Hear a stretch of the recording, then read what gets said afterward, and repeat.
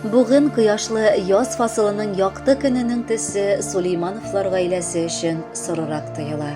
Чөнки инде 40 көн янәшәдә сөекле тормыш иптәше, кадерле әтиләре, яраткан бабакалары һәм хөрмәтле абыйлары Сельман Гаяз улы Сулейманов юк. Аңа багышланган хәтер хатын без Сызрань шәһәреннән алдык. 1959 елның 1 майында 3 бәйрәм бергә тоташкан аяз, кояшлы көнне, кызыл йомырка һәм җомга көнендә Самара өлкәсе Шигоны авылында Гаяз һәм Фәриса Сулеймановлар гаиләсендә икенче сөекле уллары туа. Аңа Сельман дип исем бирәләр. Ул чак әнкәй сөйләве буенча кайнанасы бу бала бик бәхетле булыр дип юраган һәм чыннан да шулай булып чыкты да. 2020 елны бар халык эчендә бик авыр ел иде дип шатланып узаттык. 2021 елга олы өметләр багладык, ләкин безнең башыбызга да кайгы килде. Сөекле улым, яраткан тормыш иптәшем, кадерле абыебыз, газиз әтиебез, үлеп яраткан бабакаебыз мәңгелеккә китеп барды. Ә бит ул шул кадәр яшәргә яратты. Бу дөньяның бары яхшылыгын гына күреп яши иде төсле.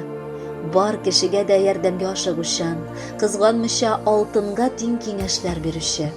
Аңа охшаш кешеләр дә бу дөньяда бүтән юк төсле. Безнең сөеклебез ашкынып мәчеткә йөрде. Калдырмый намазларын укып корбаннар чалды. Елда мәҗлесләр үткәрергә ашыкты сыман. Аның садакалар биреп гомер итүе дә безгә өлге иде. Хәтта йөзеннән бер төшмәгән елмаюы да олы садакадан булгандыр дип өметләнәбез. Хәзердә кайнар чәйләр ясап куйгач иң беренче ул искә төшә. Чөнки ул май белән кайнар чәй эчәргә ярата иде. Гомер буе бик пөхтә киенеп йөрде. Аның чалбарлары үтүкләгән, күлмәкләре пөхтә, галстугы да элеп куйган. Көненә хәтта 2-3 тапкыр кием алмаштырырга да өлгерә иде.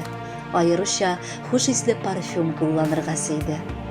Дергачи бистәсендә тормыш иптәше Фәридә җиңги белән 39 ел гомер кичереп, алар 2 улларын тәрбияләп үстерделәр.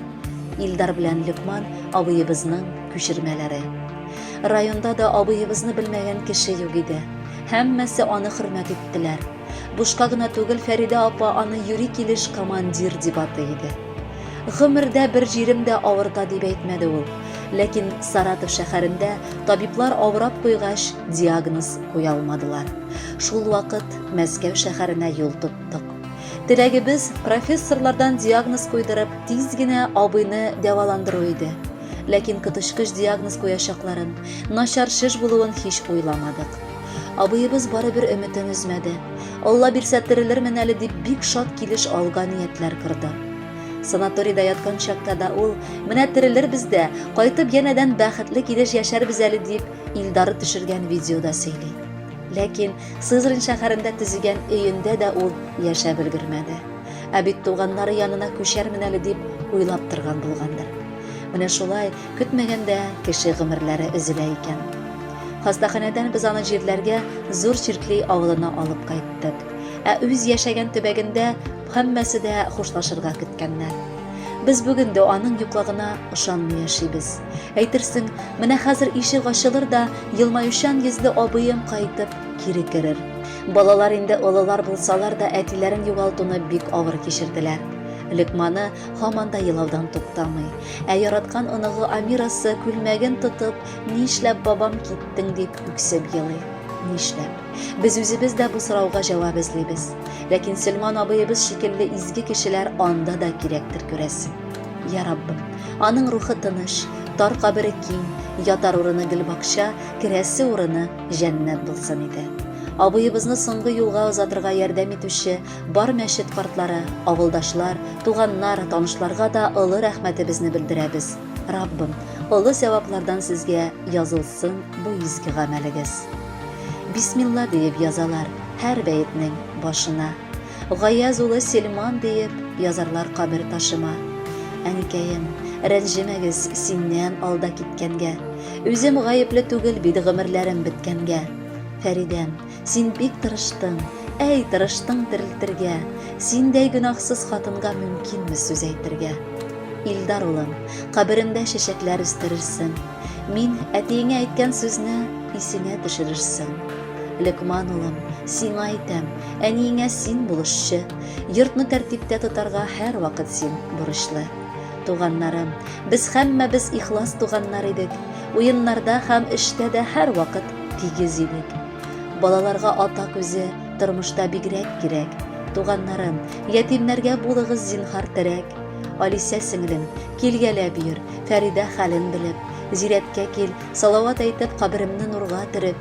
Нурисәм, мин беләм инде, сез мине онытмассыз. Авыр чакта Фәридәне, балаларны ыргытмассыз. Каберемнең эсләренә утыртыгыз яшь кайын. Тасбих әйтер яфраклары җилдә селкенгән сайын. Җеназама барган чакта халык озата барды. Минем якты истәлегем, улларым сезгә калды.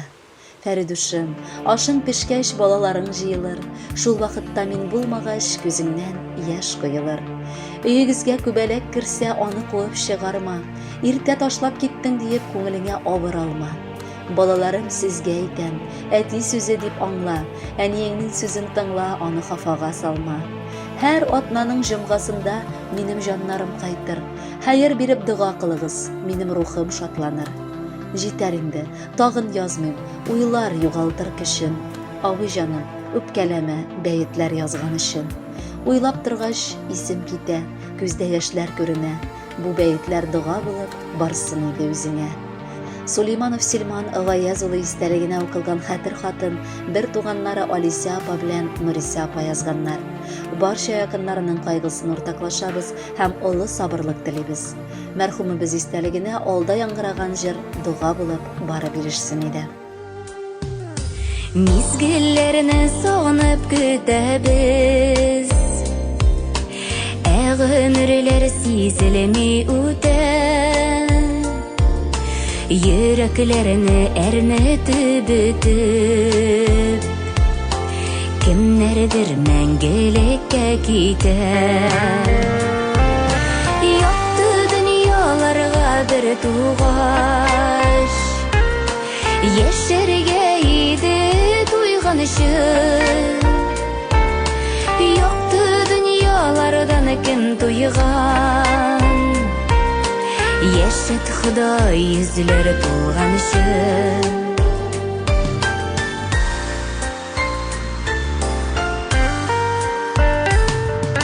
Тәкъдирләр язылган маңгайга, урап үтеп булмый язмышына. Бәхет өчен җиргә туганыбыз, гөлгә күмәр өчен тормышына. Якты дөньяларга бер тугач, яшәргә иде туйган өчен. Якты дөньялардан кем туйган, яшәт Ходай йөзләр тулган өчен.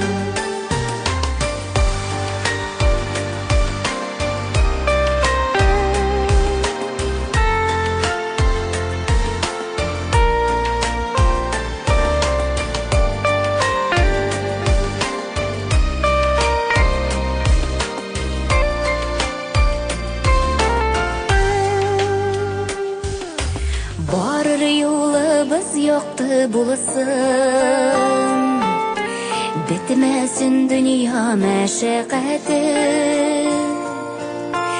Исән сау булганда туганнар, яшәүләрнең шунда рәхәте. Якты дөньяларга бер тугач, яшәргә иде туйган өчен. Якты дөньялардан кем туйган, яшәт Ходай йөзләр тулган өчен. Якты дөньяларга бер тугач, яшәргә иде туйган өчен. Якты дөньялардан кем туйган, яшәт Құдай yüzлері толған үшін. Яқты дүниялардан кім туйған, ешет Құдай yüzлері толған үшін.